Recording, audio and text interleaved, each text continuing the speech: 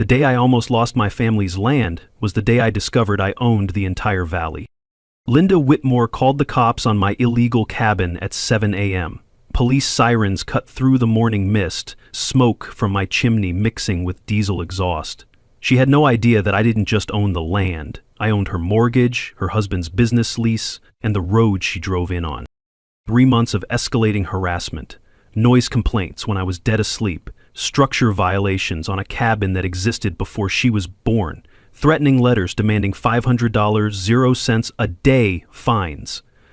Randon fought the fines on her, but Linda had no clue what she'd started. By the time I was done, she'd be facing courthouse steps, news cameras, and a truth that would wipe that smug smile right off her Botoxed face.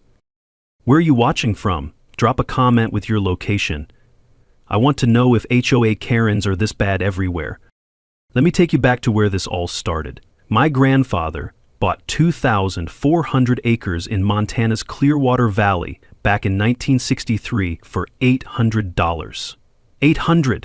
That's what a decent dinner costs now. He got timber rights, mineral rights, water rights, the whole enchilada. Smart old coot knew what he was doing. I inherited this land when I was 28, right after my parents died in a car accident. Spent every summer here as a kid, learning carpentry from Grandpa, building this A-frame cabin with my own hands. 1,200 square feet of pure independence.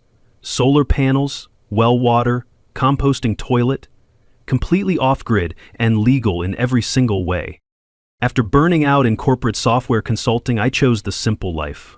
Work remote, breathe clean air, no traffic jams or office politics. Just me, the mountains, and the sound of wind through pine trees. But gentrification was creeping up the valley like a slow Michigan avalanche. California money buying up plots, building McMansions that looked like they belonged in Beverly Hills, not Big Sky country. The newest eyesore was Clearwater Estates, 32 luxury homes ranging from $800,000 to $2 million, managed by Whitmore Properties. Enter Linda Whitmore. Picture this. 52 years old, bleach blonde hair sprayed into a helmet, driving a white Escalade that probably cost more than most people's houses. She was HOA president and the real estate developer, which should have been the first red flag. Her motivation was crystal clear. She wanted my land for Phase 2 expansion. With my property, she could triple the value of her existing lots. Her first move was subtle. A certified letter claiming my cabin violated neighborhood standards and demanding $500 per day in fines. The letter came on paper so smooth and expensive it felt like silk between my fingers, a stark contrast to the honest, rough-hewn logs of my cabin walls.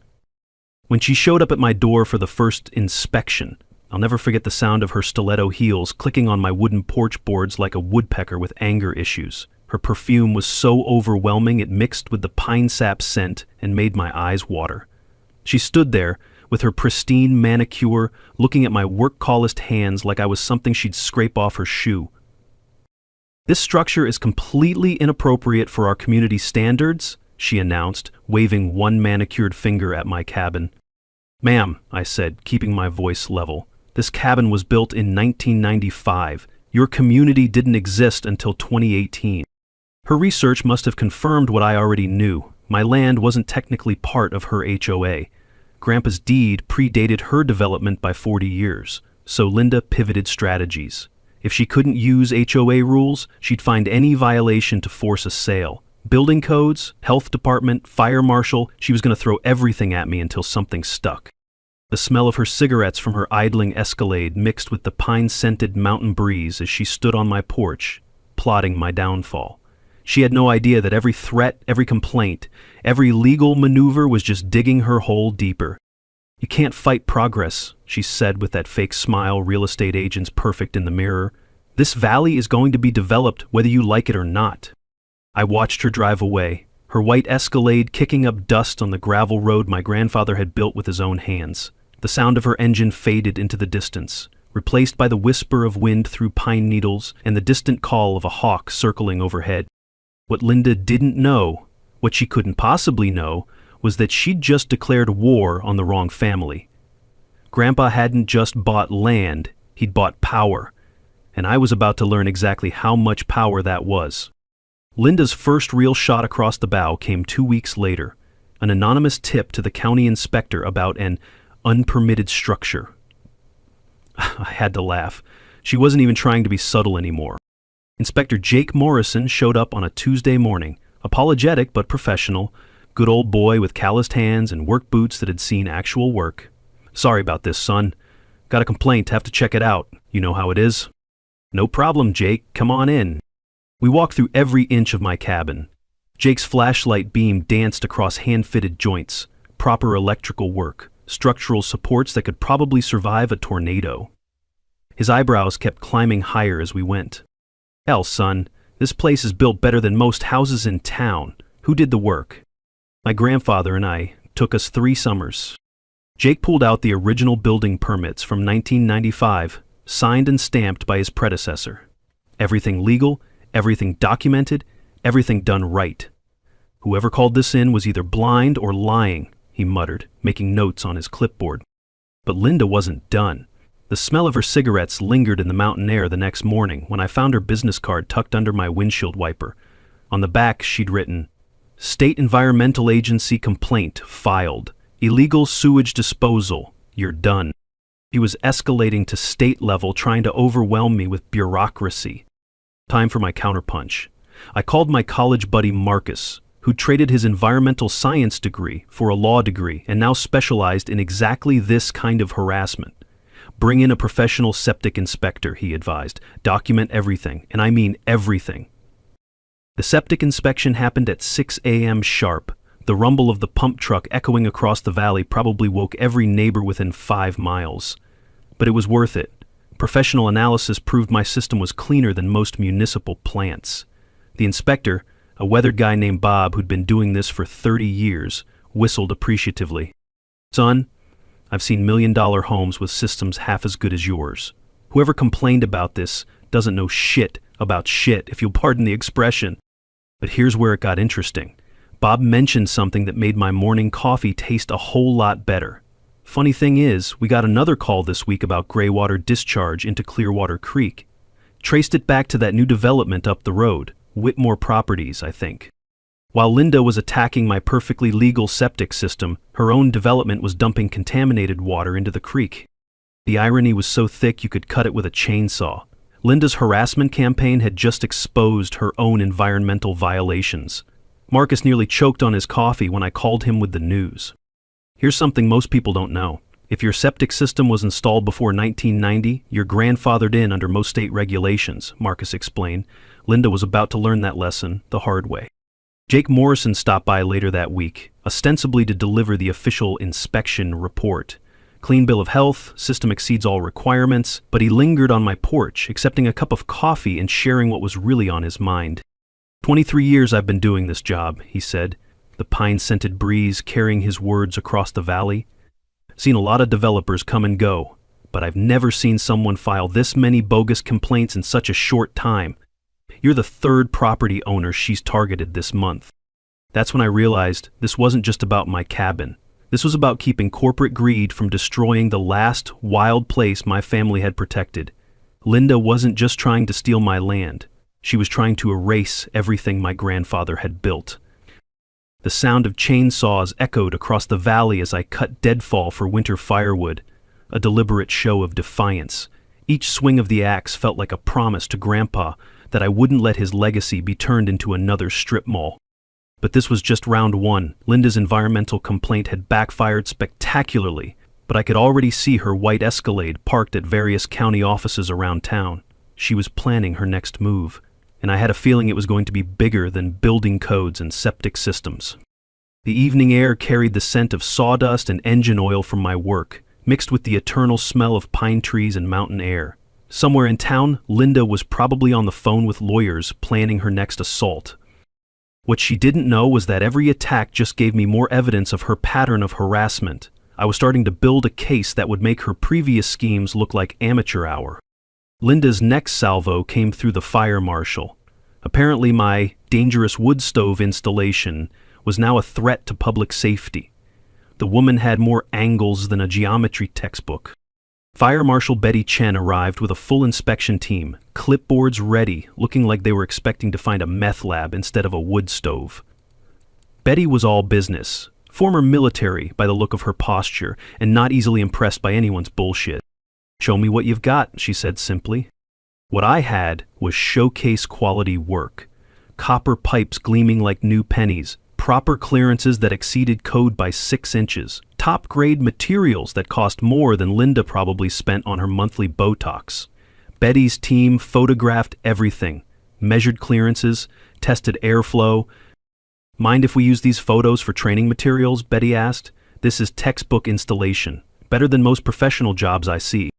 But Linda wasn't done escalating. She'd filed a complaint with the State Department of Natural Resources, claiming I was running a commercial timber harvesting operation without permits. The absurdity would have been hilarious if it wasn't so malicious. I cut deadfall for personal firewood. Completely legal. Like picking up sticks in your backyard. DNR agent Tom Rodriguez had to drive 2 hours from Helena just to explain to Linda that landowners can manage their own forests. "Ma'am, this is the 5th time you've called this month," Tom confided during his inspection. He was clearly annoyed, his patience wearing thinner than tissue paper. "Mr. Johnson here is within his rights. In fact, removing deadfall actually improves forest health." While Linda was wasting state resources on bogus complaints, I started digging into her business practices. What I found made my morning coffee taste like victory. Whitmore Properties LLC had some interesting financial arrangements. Linda was claiming development consultation fees from buyers while never mentioning her dual role as HOA president. Classic conflict of interest, potentially fraudulent. She was double dipping, getting paid to sell lots and then getting paid again to consult on development restrictions. Most people don't realize that HOA board members have to disclose financial interests in any deals involving the community, my lawyer friend Marcus explained when I called him with my findings. Linda was about to learn why those rules exist. That's when the community started rallying around me. Old Pete, a retired logger who lived downstream, confirmed that Linda had been pressuring him to sell. Offered me half what my land's worth, then threatened eminent domain when I said no, he growled, his weathered hands clenched around a coffee mug at Maria's diner. Maria Santos, who owned the local diner and had fed 3 generations of Valley residents, shared her own Linda horror stories.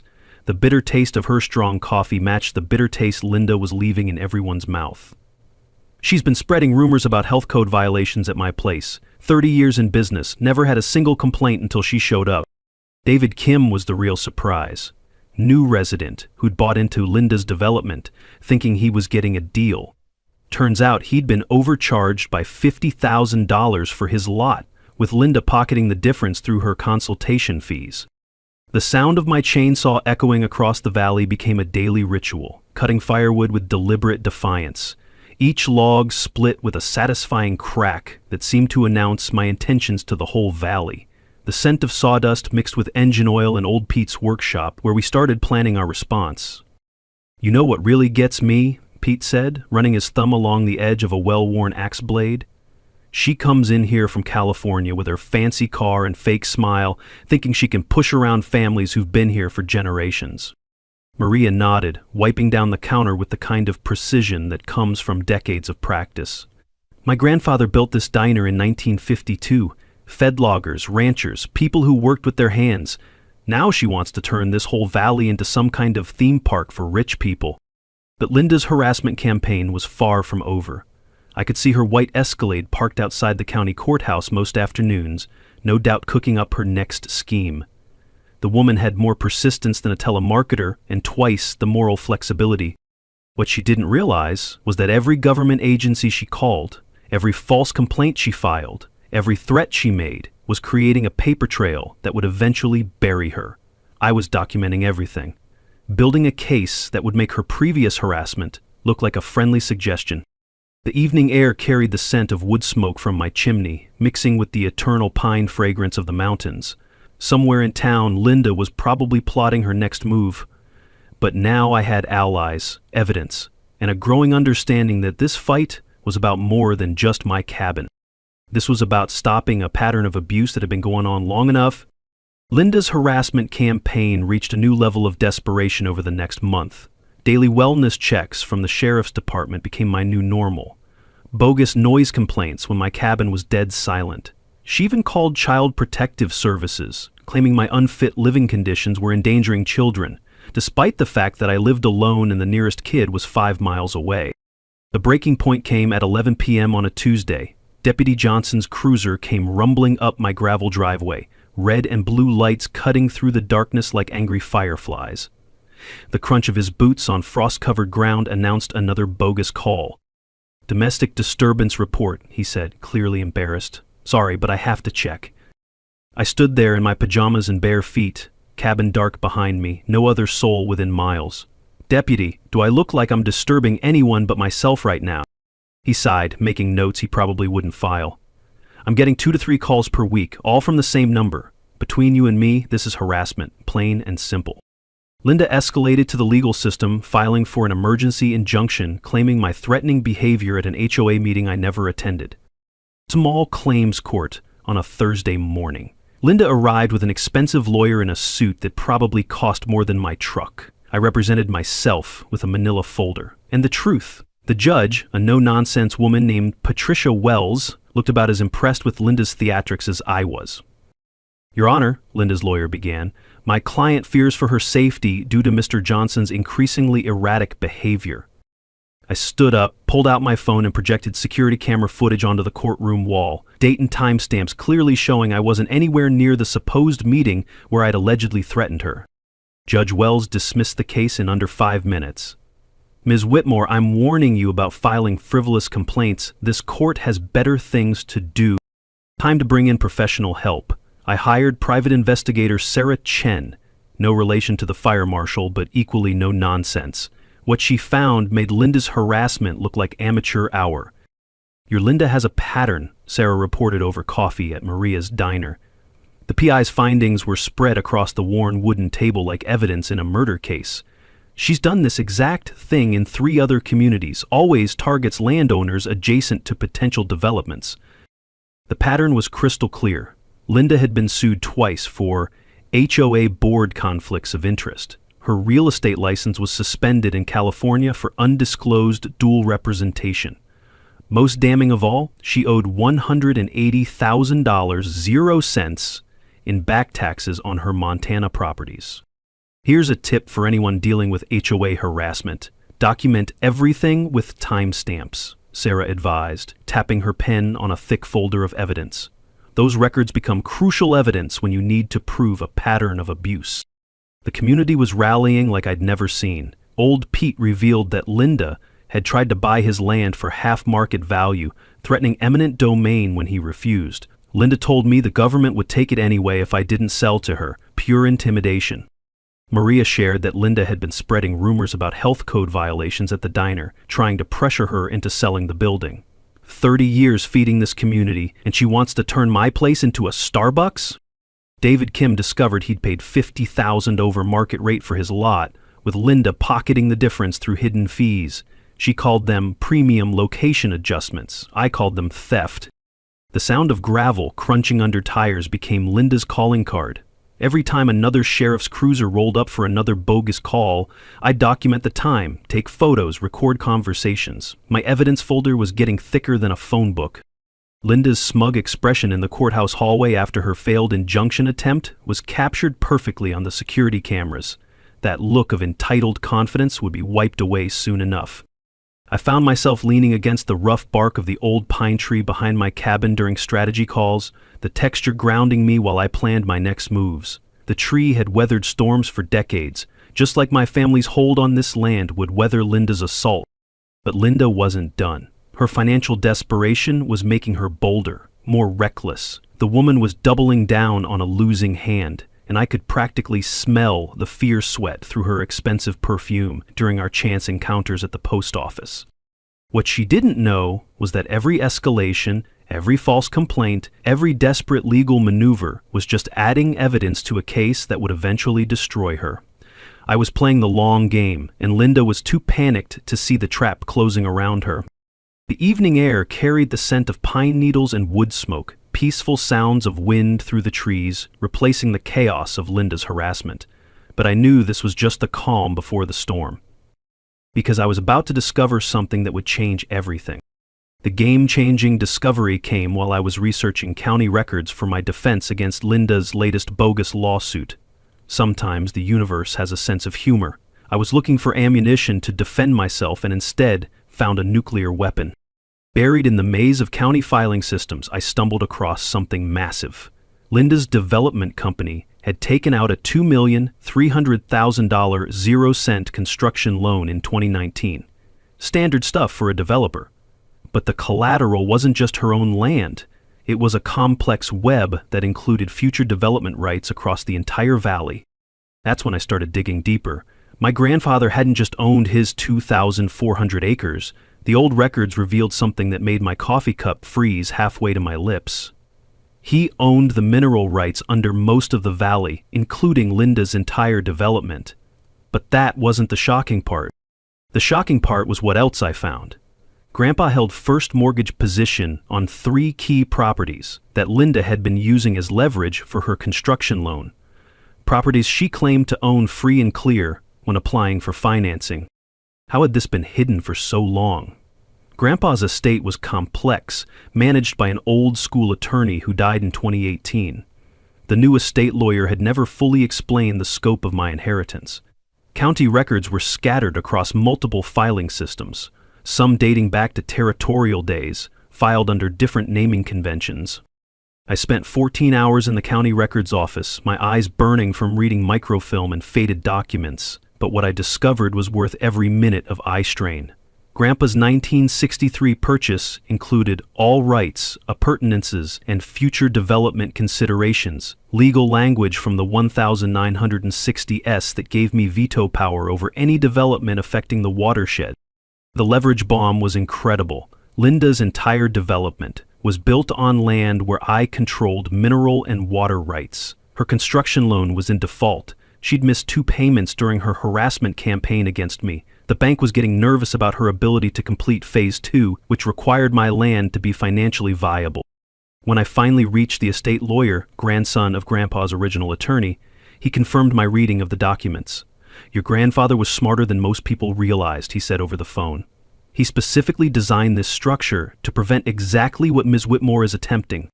That's when I found the handwritten note tucked inside the original deed, Grandpa's careful script on yellowed paper, "For my grandson, never let them turn this valley into another strip mall." I sat in my truck outside the courthouse, holding that note, and finally understood. This wasn't just inheritance, it was a stewardship responsibility. Grandpa had known that someday, someone like Linda would come along, and he'd prepared for this fight 60 years before it started. Most people think property ownership is simple. You buy land, you own it, I said to myself, reading through the implications. But mineral rights, water rights, and development easements can be separate. Your grandfather might have been smarter than you realized. Linda had no idea that I now held all the cards. Her harassment campaign, her legal threats, her attempts to force me off my land, all of it was built on the false assumption that she had the power and I didn't. The question now was strategy. I could deliver a quick knockout punch, revealing everything immediately and watching her empire crumble. Or I could let her dig her hole deeper while building an absolutely bulletproof case. I decided on the latter. Let Linda escalate her attacks while I quietly gathered allies and evidence. When the truth finally came out, it would be so comprehensive, so devastating that she'd never recover. As I drove home, windows down, the scent of pine trees and mountain air filling my truck, I felt something I hadn't experienced in months. Complete confidence. The hunted had become the hunter, and Linda Whitmore had no idea what was coming. Time to assemble my team. This wasn't a one-man operation anymore. Linda's pattern of abuse had hurt too many people, and it was time for coordinated justice. First, the legal dream team, my estate attorney plus Marcus, my environmental lawyer friend from college. Then Maria's nephew Carlos, a forensic accountant who specialized in tracking dirty money through shell companies, for community support.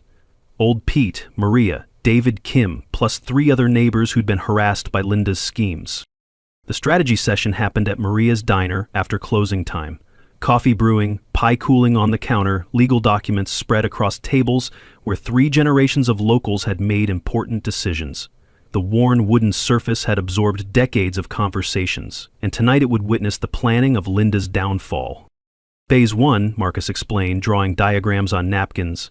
Let Linda escalate while we build ironclad documentation.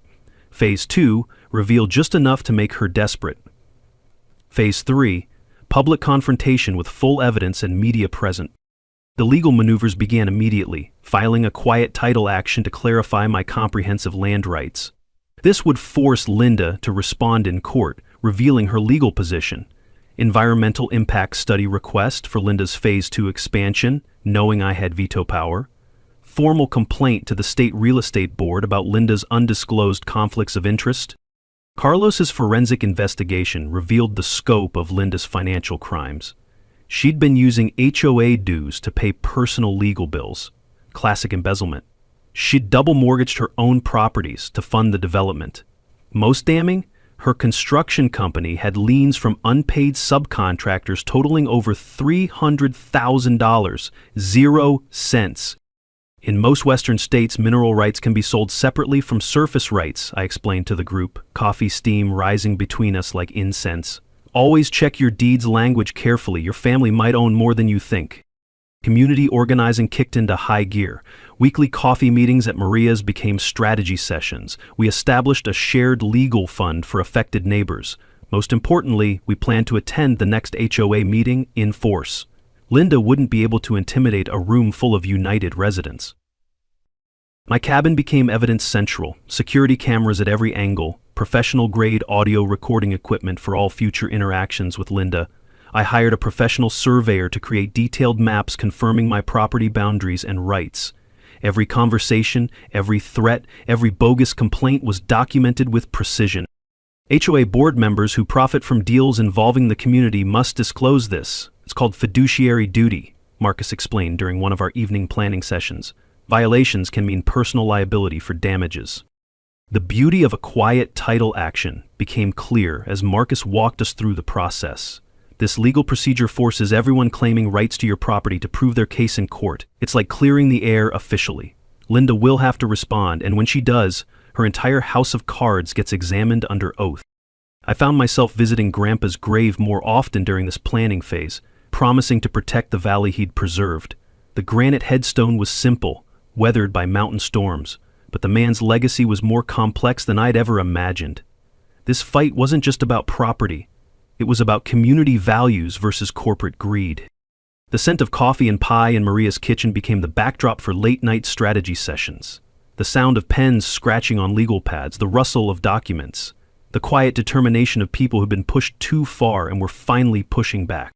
Linda's white Escalade drove past the diner more frequently, slowing down as she tried to peer through the windows. She knew something was happening but couldn't figure out what.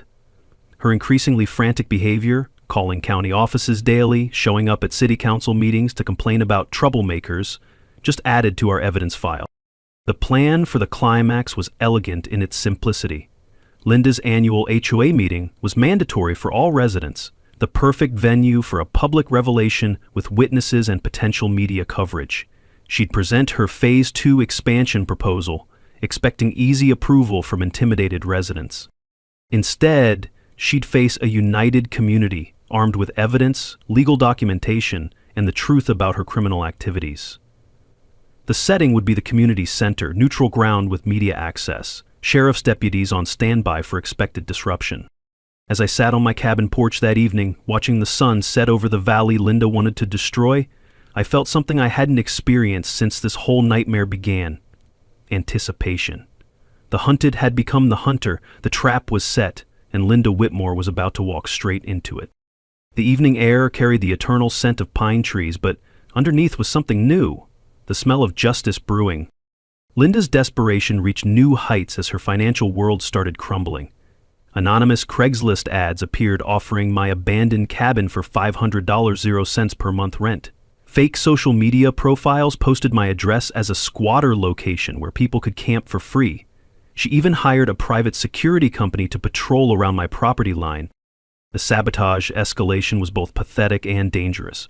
My solar panels were mysteriously damaged overnight. Security cameras caught a white Escalade creeping around at 2 a.m.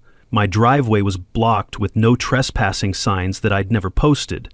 Most seriously, someone had tampered with my water well cover, potentially contaminating my drinking supply. Every incident was documented with photos, video, timestamps, and detailed notes. The security system I'd upgraded captured everything in high-definition clarity. Motion sensors, night vision cameras, audio recording. My cabin was now better protected than Fort Knox. But Linda's financial desperation was the real story. Bank notices started arriving at her office daily. The default notice on her $2,300,000 0-cents construction loan was just the beginning. Subcontractors were filing mechanics liens faster than she could contest them. Her entire empire was collapsing, and she was getting frantic. The bribery attempt came on a Tuesday morning. Linda approached me directly, her usual arrogance replaced by barely concealed panic. The overwhelming scent of her perfume couldn't quite mask the fear sweat underneath.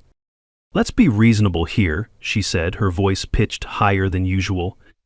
"I'm prepared to make you a very generous offer. $400,000 cash for your cabin and 50 acres.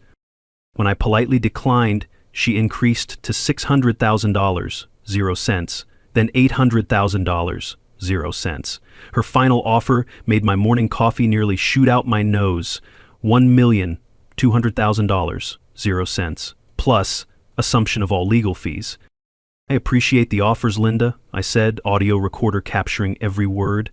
"But this land isn't for sale at any price." My counteroffer was calculated to drive her over the edge. "Tell you what, though, you can purchase my approval for Phase 2 development for $5 million, cash only." Her face cycled through confusion, rage, and terror in about 3 seconds. "What the hell are you talking about? You can't block development. You're just a squatter with delusions of grandeur." "I wonder what your investors would think if they knew about your financial situation," I mused, watching her pupils dilate with panic. The community pressure was mounting from all sides. Other residents discovered Linda had been inflating HOA budgets to fund her personal legal battles. David Kim found additional deed restrictions Linda had never mentioned when he bought his lot. Old Pete's property taxes had mysteriously spiked after he refused her lowball offers. Clear retaliation through her county connections. Linda's PR campaign became increasingly unhinged. Facebook posts about dangerous squatters threatening neighborhood children, next-door complaints about unsanitary conditions that somehow endangered property values 3 miles away, anonymous letters to the local newspaper about environmental hazards from my perfectly legal off-grid setup. My counterintelligence operation was comprehensive. Sarah Chen, my PI, traced every anonymous complaint back to Linda's devices through IP addresses and metadata. The environmental lawyer conducted surprise water quality tests, proving my land had the cleanest water in the valley. Social media evidence showed Linda's network of fake accounts and coordinated harassment campaigns. But the most satisfying development was watching her lose control of the narrative. I'd quietly informed the bank about Linda's harassment campaign affecting the loan collateral, my land that she needed for Phase 2 viability. The environmental lawyer filed formal complaints about Linda's creek contamination. The state real estate board opened a full investigation into her dual representation violations. The sound of tree branches cracking echoed across the valley, where Linda's hired security team had accidentally damaged my property while patrolling. The acrid scent of damaged solar panel electronics mixed with pine sap when I surveyed the sabotage. Each incident just added to the evidence file that would eventually bury her. Linda's increasingly haggard appearance during our confrontations told the whole story.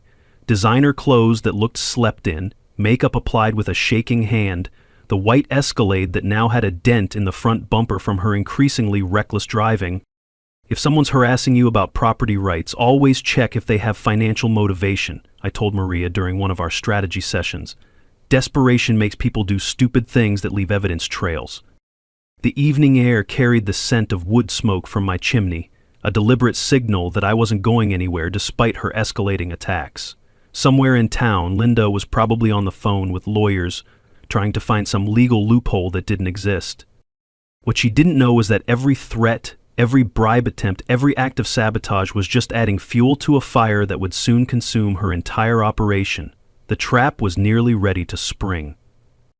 Linda's final desperate gambit was a masterpiece of fraud and stupidity. Forged documents claiming my grandfather had sold development rights in 1987 to 24 years after his original purchase. A fake environmental impact study claiming my septic system was contaminating groundwater across 3 counties.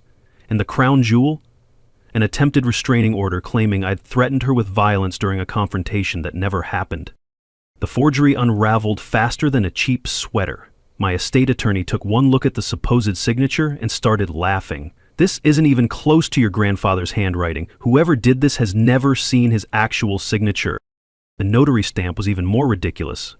Dated from a notary who died in 1985, 2 years before the document was allegedly signed. Professional paper dating tests confirmed what we already knew. The documents had been created recently using artificially aged paper. Linda had literally tried to forge history. Her environmental fraud was equally sloppy. The impact study contained water quality data from the Bitterroot Valley 200 miles away. Different watershed, different geology, different everything. Meanwhile, professional lab tests proved my water was cleaner than the municipal supply in 3 surrounding towns. The restraining order hearing was where Linda's desperation reached its peak. She brought a professional witness who claimed to have seen me threaten her, a man who'd never met me in his life and couldn't pick me out of a 2-person lineup. I simply presented security footage showing no contact between Linda and me for 6 consecutive weeks. The judge, clearly annoyed by the waste of court time, dismissed the case and ordered Linda to pay my legal fees. "Ms. Whitmore," Judge Wells said, her voice carrying the authority of someone who'd seen every scam in the book, "this is your final warning about frivolous litigation. Next time there will be sanctions." But the real victory was watching Linda's smear campaign backfire spectacularly. The local newspaper investigated her claims and discovered her pattern of false accusations against multiple property owners. Environmental groups rallied around my conservation efforts, seeing Linda's harassment as an attack on rural land rights. Social media turned against her as evidence of her fraud spread. Screenshots of her fake environmental study circulated, with devastating commentary from actual scientists. Her fake social media accounts were exposed and banned. Even her supporters in the development started distancing themselves. And Linda's financial collapse accelerated like an avalanche. The bank called her construction loan due immediately after discovering her forged collateral documents. The IRS placed liens on her properties for $180,000. 0 cents in unpaid taxes. Her real estate license was formally suspended pending criminal investigation. My preparation for the endgame was methodical and comprehensive. Documentary filmmaker Ashley Kim, David's sister, arrived from Seattle to film the final confrontation. Marcus prepared a presentation of Linda's environmental violations that read like a criminal indictment. The community organized to attend the HOA meeting in force. Old Pete brought his Vietnam veteran buddies, men who dealt with corporate land grabs and government overreach their entire lives. "Seen this playbook before," Pete said, his weathered hands steady as granite. "Developers come in, try to intimidate locals, steal land through legal tricks. Time someone stood up to them." Maria organized catering for the community meeting, ensuring maximum turnout. "Food brings people together," she said, the scent of fresh coffee and homemade pie filling her kitchen. Linda's about to learn what real community looks like. David Kim coordinated with other development residents who'd been overcharged, building a class action case that would recoup their losses and destroy Linda's remaining credibility. Linda's last-ditch efforts grew increasingly desperate. She tried to cancel the HOA annual meeting, illegal under state law. She attempted to exclude me from voting, despite my mineral rights giving me legal standing. She even hired a crowd of fake supporters to stack the audience, but they were so obviously out of place that they just drew more attention to her deception. Technical preparation reached military levels of precision. Professional surveyor created detailed maps showing my comprehensive land rights in living color. Carlos, the forensic accountant, prepared a presentation of Linda's financial crimes that would make a federal prosecutor weep with joy. The Attorney General's office confirmed they were monitoring the situation. The setup for the climax was perfect. Community center booked, local news alerted to a major development story, sheriff's deputies on standby for expected disruption. Linda had no idea that her attempted empire was about to become a cautionary tale. The sound of increasing desperation in Linda's voice during recorded phone calls told the whole story. Fear sweat penetrated her expensive perfume during our final chance encounter at the post office. The weight of grandfather's original deed documents in my briefcase felt like justice itself. When someone starts forging documents, they're admitting they know their legal position is hopeless. I told the documentary camera during a pre-meeting interview. Document fraud is a felony, even in civil disputes. The evening before the showdown, I stood on my cabin porch watching the sun set over the valley Linda had tried to steal. Tomorrow, 3 months of harassment, lies, and fraud would finally face the light of truth. The Clearwater Community Center had never seen anything like it. 150 residents packed into a space designed for 100, the air thick with tension and anticipation. The evening news crew set up in the back corner, cameras rolling. Ashley Kim positioned herself strategically with her documentary equipment. Sheriff's deputies flanked the exits, expecting trouble. Linda's faction huddled near the front, her expensive lawyer in a $3,000 suit, a handful of fake supporters who kept checking their phones like they'd rather be anywhere else, and a security guard who looked increasingly uncomfortable as the room filled with angry locals. My community filled the rest of the space. Old Pete and his Vietnam veteran buddies, weathered faces set in grim determination, Maria with her extended family, 3 generations of Valley residents, David Kim and the other defrauded development buyers, armed with legal documents. The energy in the room was electric, like a thunderstorm about to break. Linda called the meeting to order, her voice pitched higher than usual, hands trembling slightly as she shuffled her presentation materials. Tonight, we'll be voting on the Phase 2 expansion that will bring prosperity and progress to Clearwater Estates. Her PowerPoint was all corporate polish and empty promises. Artist renderings of McMansions nestled among clear-cut hills, economic projections that assumed infinite growth, and at the center of it all, my grandfather's land marked as Future Development Parcel A. This illegal cabin, Linda said, pointing at a photo of my home, represents everything holding our community back from reaching its full potential. The HOA board recommends immediate eminent domain proceedings. That's when I stood up. Point of order. I'd like to address the assembly. Linda's face flushed red. You have no standing here. This is a private HOA meeting. Actually, I said, pulling out the microphone I'd brought, I do have standing. Would you like to see my mineral rights documentation? The room erupted. Linda tried to refuse, her lawyer whispered urgent advice in her ear, but Deputy Johnson enforced meeting procedures. Let him speak, ma'am. This is still America. Let him speak! Let him speak!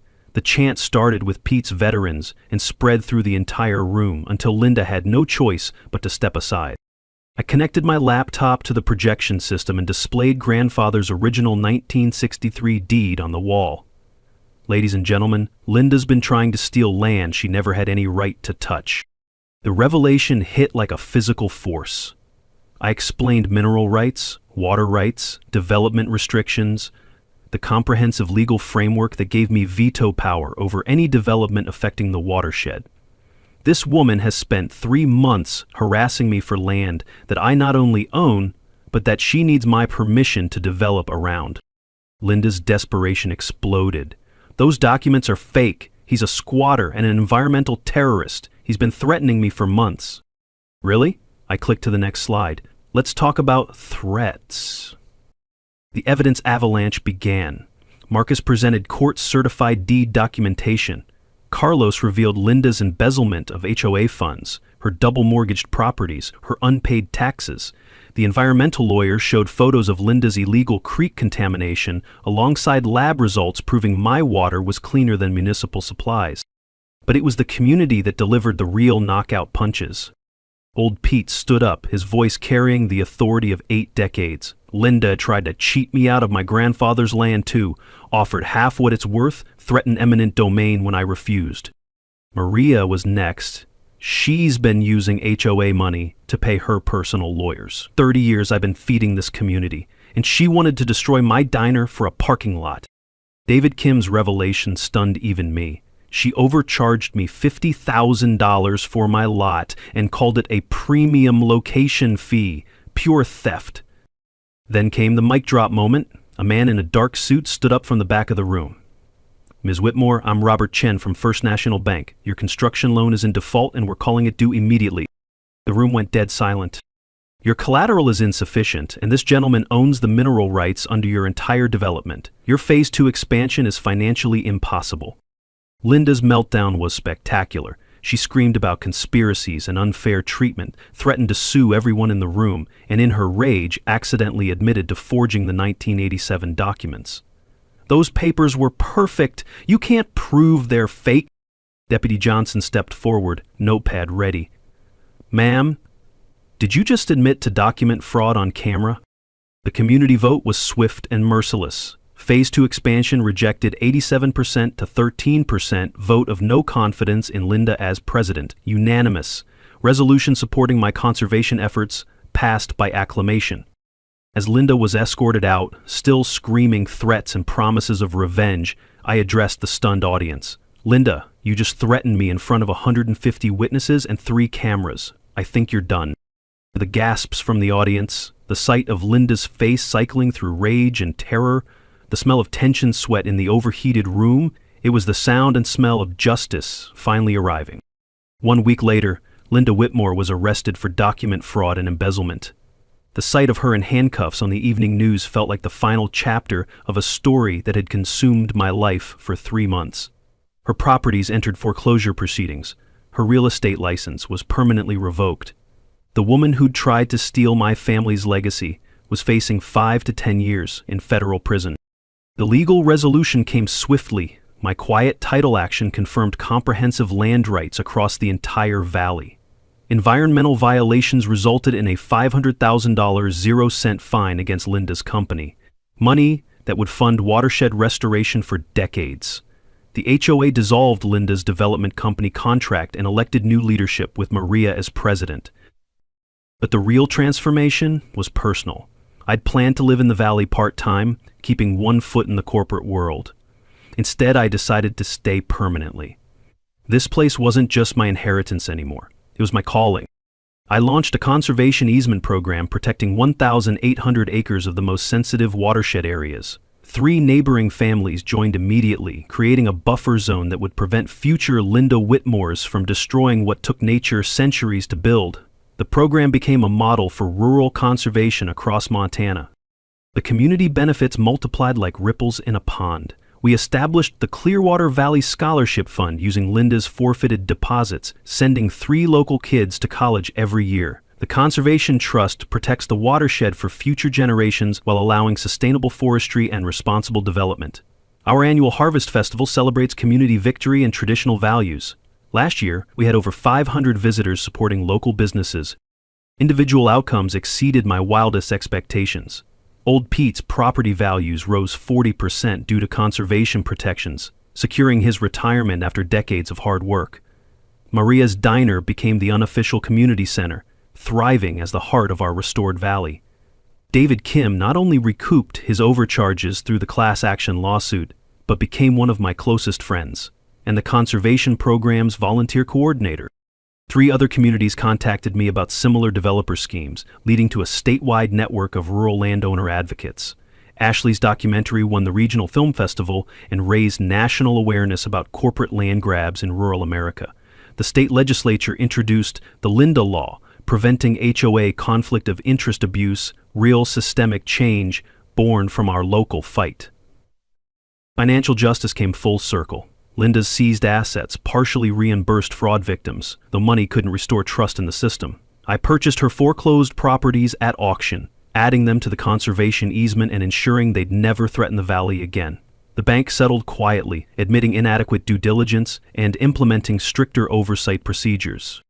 The bigger picture impact still amazes me. Local newspaper series exposed similar schemes across rural America, creating a playbook for fighting corporate harassment. Environmental groups use our case as a template for landowner rights education. The real estate industry implemented stronger conflict of interest oversight because of what happened here. But the best part is the sounds that fill the valley now. Laughter of children at the Harvest Festival instead of Linda's courtroom threats. Wood smoke from community bonfires mixing with the eternal scent of pine needles underfoot. Bird songs and wind through trees instead of legal arguments and construction noise. Standing on my cabin porch at sunset, watching the valley vista unmarred by McMansions, I finally understood what Grandpa meant about stewardship. This wasn't just about property ownership. It was about protecting something irreplaceable for people not yet born. Always research who's really behind development pressure. Financial desperation drives most harassment, I tell people who contact me for advice. Mineral rights are often more valuable than surface rights. Check your family's old deeds. And remember, HOA board members must disclose conflicts of interest. It's the law in most states, even if they pretend it isn't. But Linda's arrest revealed she was small fish in a bigger pond. Her investigation led to a network of corrupt developers across 3 states. Next week, I'm telling you about how this network tried to steal an entire mountain range and how we stopped them. Drop a comment with your worst HOA or property dispute story. I read every single one and respond when I can. Hit that subscribe button if you want to see more stories about standing up to corrupt authority. And join our Facebook group, Landowner Rights Warriors, for legal resources and support, because together we're stronger than any corporate bully.